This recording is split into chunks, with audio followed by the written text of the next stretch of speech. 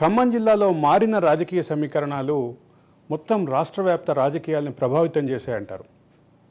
ఇక ఖమ్మం రాజకీయం విషయానికి వస్తే 2014లో 2018లో కేవలం ఒక్క సీటుతో బీఆర్ఎస్ సరిపెట్టుకొని ఈసారి కూడా అదే ఒక్క సీటు గెలుచుకున్నప్పటికీ మిగతా నియోజకవర్గాల్లో ప్రభావశీలంగా కాంగ్రెస్ గెలుపు, అదే సందర్భంలో అక్కడ మొదలైనటువంటి ముసలం మిగతా జిల్లాలకు అంటుకోవటం. ఈ నేపథ్యంలో ఖమ్మం జిల్లా రాజకీయం కేసీఆర్ని ఎట్లా దెబ్బకొట్టింది అనే విషయం ఒకసారి చూడాల్సినటువంటి పరిస్థితి ఉంది. ఈ అంశంపై మనతో డిబేట్లో పాల్గొంటున్నారు మద్ది శ్రీనివాసరెడ్డి గారు, తెలంగాణ ప్రదేశ్ కాంగ్రెస్ కమిటీ అధికార ప్రతినిధి, అలాగే బత్తుల సోమయ్య గారు 1969 ఉద్యమంలో, అదే సందర్భంలో 2009 ఉద్యమంలో కీలకమైనటువంటి పాత్ర పోషించినటువంటి జిల్లా నాయకులు. ఆయన ఉద్యమకారుల వేదికకి అధ్యక్షులుగా కూడా ఉన్నారు. ఇక గౌని ఐలయ్య ఉన్నారు, ఉద్యమకారులు, అదే సందర్భంలో బయ్యారం మాజీ జెడ్పీటీసీ. వెల్కమ్ శ్రీనివాసరెడ్డి గారు, ఐలయ్య గారు, సోమయ్య గారు, అందరికీ స్వాగతం. ఒకసారి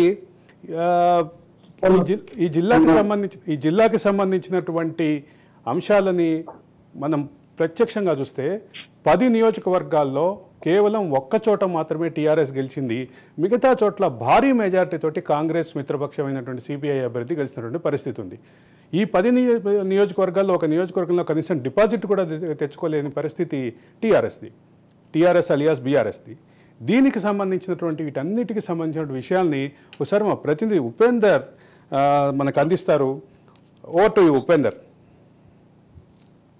జిల్లా ఖమ్మం జిల్లాలో తెలంగాణ సాధించడంలోనూ, అదేవిధంగా తెలంగాణ వచ్చిన తర్వాత కూడా ఎన్నో బీఆర్ఎస్ ప్రభుత్వం ఏర్పడటం, అదేవిధంగా బీఆర్ఎస్ ప్రభుత్వం ఏర్పడిన తర్వాత ఎన్నో అవకతవకలు జరిగిన పరిస్థితి కనిపిస్తుంది. ప్రధానంగా ఉమ్మడి ఖమ్మం జిల్లాకు చూసుకుంటే ఉద్యమంలో కీలక భూమిక పోసినటువంటి ఖమ్మం జిల్లాకు సంబంధించినటువంటి ఈ ఉద్యమ సమయంలో ఇక్కడికి కేసీఆర్ను కూడా ఇక్కడ తీసుకురావడం జరిగింది. ఈ నేపథ్యంలోనే ఇక్కడ ఉద్యమం కూడా ఉవ్వెత్తున ఎగసిన పరిస్థితి కనిపిస్తుంది. ఆ నేపథ్యంలోనే ఇక్కడ అందరూ కూడా ఏదైతే ఉమ్మడి ఆంధ్రప్రదేశ్లో ఉన్నటువంటి తెలంగాణను వేరు చేయడంలోనూ కీలక భూమిక పోశారు. ఆ నేపథ్యంలోనే ఇక్కడ ఉద్యమం కూడా ఉవ్వెత్తున ఎగిసిపడింది. ఆ నేపథ్యంలోనే ఇక్కడ ఉన్నటువంటి ప్రజానికం కూడా తెలంగాణకి పట్టం కట్టిన పరిస్థితి కనిపిస్తుంది. ఏదైతే 2014లో తెలంగాణ వచ్చిన నేపథ్యంలోనే అటు బీఆర్ఎస్ ప్రభుత్వానికి అందరూ కూడా ఆసక్తిగా ఎదురు చూశారు.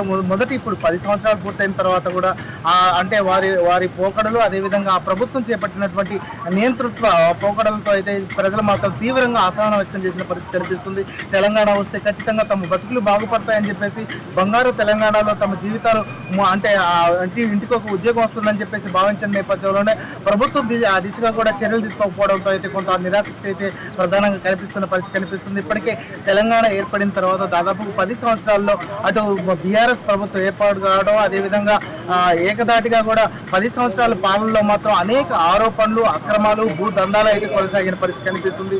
వీటన్నిటికి కూడా ఇక్కడ ఉన్నటువంటి నాయకులు తమ అధికారాన్ని తమ చేతుల్లోకి తీసుకొని మాత్రం మొత్తం కూడా పెత్తనం చెలాయించడంతో అయితే అటు ప్రభుత్వం మీద అయితే ప్రధానంగా పడిన పరిస్థితి కనిపిస్తుంది. ఈ నేపథ్యంలోనే జిల్లాకు సంబంధించినటువంటి ప్రధానంగా ఉమ్మడి ఖమ్మం జిల్లాకు సంబంధించినటువంటి ఇందిరాసాగర్, రాజీవ్ సాగర్ సంబంధించినటువంటి ఆ ప్రాజెక్టును కూడా డిజైన్ మార్చడం, అదేవిధంగా దాన్ని సీతారామ ప్రాజెక్టుగా ముందుకు నడిపేయడం, ప్రజల్లో కొంత ఆసక్తి ఉన్నప్పటికీ అది పూర్తి కాకపోవడం చాలా విస్మయానికే గురి చేసింది. ప్రజలంతా కూడా ఎంతో ఎదురుగా చూశారు.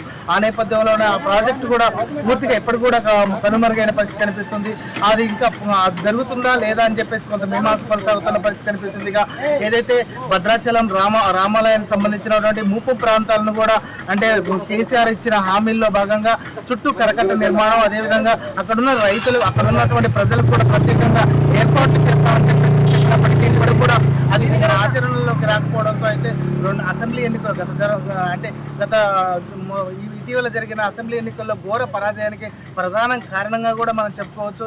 ఇప్పటికే ఏదైతే గొర్రెలకు సంబంధించిన స్కామ్ కావచ్చు, అదేవిధంగా డబుల్ బెడ్రూమ్లో కావచ్చు, అదేవిధంగా దళితులకు 3 ఎకరాలు భూమి ఇస్తామని చెప్పి కూడా అది కూడా మోసమైన పరిస్థితి అయితే కనిపిస్తుంది. ఆ నేపథ్యంలోనే ప్రభుత్వానికి వ్యతిరేకంగా కూడా ప్రజలంతా ఏకమైన పరిస్థితి జిల్లాలో కనిపిస్తుంది. ఇక ముఖ్యంగా చూసుకుంటే ఇప్పటికే డబుల్ బెడ్రూమ్కి సంబంధించినటువంటి జిల్లాలో వేల కోట్ల రూపాయలు అయితే చేతులు మారిన పరిస్థితి కనిపిస్తుంది. ఇక దళిత బంధు, అదేవిధంగా గిరిజన బంధు అని చెప్పేసి ప్రజలను మభ్యపెట్టే ప్రయత్నం చేశారు. ఏదైతే దళిత బంధుకు సంబంధించినటువంటి ఏదైతే వాళ్ళకి ఇచ్చినటువంటి వాటిల్లో కూడా అధికారులు అదేవిధంగా అక్కడ ఉన్నటువంటి రాజకీయ నాయకులు తమ పబ్బం గడుపుకోవడం, అందులో వాటాలు కూడా తీసుకోవడంతో అయితే ఆ ప్రభుత్వానికి ప్రధానంగా పెద్ద పెట్టుగా కూడా ఓటమికి ప్రధాన కారణంగా మనం చెప్పుకోవచ్చు. ఇప్పటికే దీనికి సంబంధించి ఖమ్మం జిల్లాకు సంబంధించినటువంటి రాష్ట్ర రవాణా శాఖ మంత్రిగా ఉన్నటువంటి నేపథ్యంలోనే ఇక్కడ పువ్వాడ అజయ్ కుమార్ సమక్షంలో ఉన్నటువంటి రాజకీయ యంత్రాంగం కూడా ప్రత్యేకంగా అరాచకాలు అక్రమాలకు పాల్పడ్డాయనే ఆరోపణలు ఉన్నాయి, భూ దందాలకు పాల్పడ్డాయనే ఆరోపణలు ఉన్నాయి.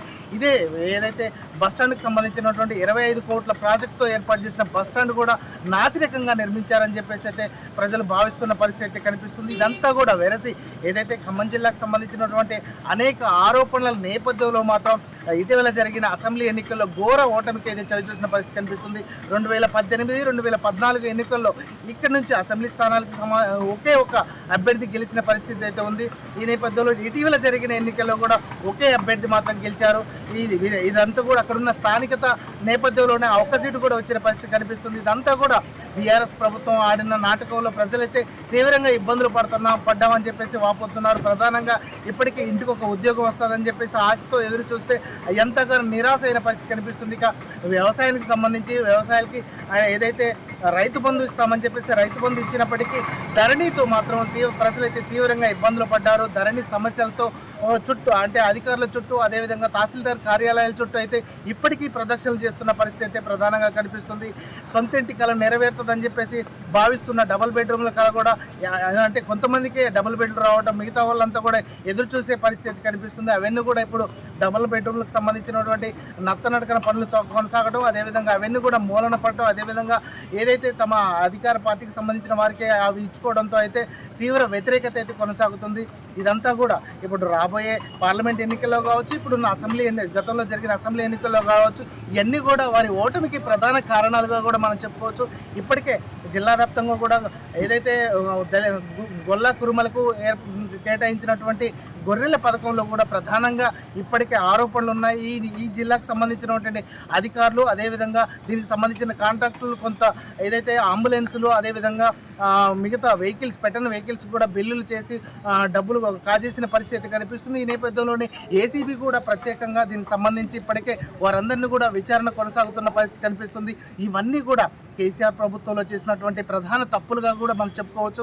ఇప్పటికే ఈ జిల్లాకు సంబంధించినటువంటి ప్రధాన ఏదైతే గవర్నమెంట్ ల్యాండ్స్ సంబంధించినటువంటి అనేక కబ్జాలు అదేవిధంగా 59 జీవోను అడ్డం పెట్టుకొని వేల ఫ్లాట్లు కూడా క్రమబద్ధీకరణ చేసుకున్న పరిస్థితి కనిపిస్తుంది. ఇప్పటికే దీనికి సంబంధించిన కొంతమంది కార్పొరేటర్లను అయితే అంటే అరెస్టు చేసిన పరిస్థితి కూడా కనిపిస్తుంది. ఇదంతా కూడా ప్రభుత్వం అరాచక పాలనకి నిదర్శనంగా కూడా ప్రజలైతే భావిస్తున్నారు. మొత్తంగా జిల్లా వ్యాప్తంగా ఉన్నటువంటి ఏదైతే భద్రాచలం అదేవిధంగా ఖమ్మం జిల్లాకు సంబంధించినటువంటి ప్రధానంగా ప్రజలు ఎంతో ఆసక్తిగా ఎదురు చూసిన సీతారామ ప్రాజెక్టులో కూడా ఎన్నో లోపాలు ఉన్నాయని చెప్పేసి ఇప్పటికి కూడా ఆ పనులు కొనసాగుతూనే ఉండడంతో అయితే ప్రజలైతే తీవ్రంగా ఆవేదన వ్యక్తం చేస్తున్నారు. తమ పంట పొలాలు అంటే నీళ్ళు వస్తాయని చెప్పేసి గోదావరి నీళ్ళు అయితే అంటే వస్తాయని చెప్పేసి ఆశించినప్పటికీ అవన్నీ కూడా కొంత ఇప్పటివరకు కూడా ఆచరణలోకి రాకపోవడంతో అయితే వారంతా కూడా తీవ్రంగా నైరాశ్యంతో ఉన్నారు. ఆ నేపథ్యంలోనే ఇటీవల జరిగిన అసెంబ్లీ ఎన్నికల్లో అవన్నీ కూడా వారి ఓటమికి కారణాలుగా మనం చెప్పుకోవచ్చు. జిల్లాలో ఉన్నటువంటి ప్రధానంగా చూసుకుంటే వివిధ ప్రాజెక్టులతో ఏర్పాటు చేసినటువంటి బిల్లుల్లో కూడా చేతివాటం ప్రదర్శించారని చెప్పేసి ఇప్పటికే ఆరోపణలు కూడా కొనసాగుతున్నాయి. ఇప్పటికే ఏదైతే బీఆర్ఎస్ పార్టీ ఏదైతే టీఆర్ఎస్ నుంచి బీఆర్ఎస్గా ఆవిర్భవించిన నేపథ్యంలోనే ఇక్కడికే ప్రధానంగా కూడా భారీ బహిరంగ సభను కూడా ఏర్పాటు చేసి 4 రాష్ట్రాలకు సంబంధించినటువంటి సీఎంలను అదేవిధంగా ముఖ్య నాయకులను రప్పించినప్పటికీ అది కూడా ఫలితాలు మాత్రం అంత స్పష్టంగా కనిపించలేదు. ప్రజల నుంచి వస్తున్న వ్యతిరేకత నేపథ్యంలోనే ఇవన్నీ కూడా వారి ఓటమికి ప్రధాన కారణాలుగా చెప్పుకోవచ్చు. Thank you Upender.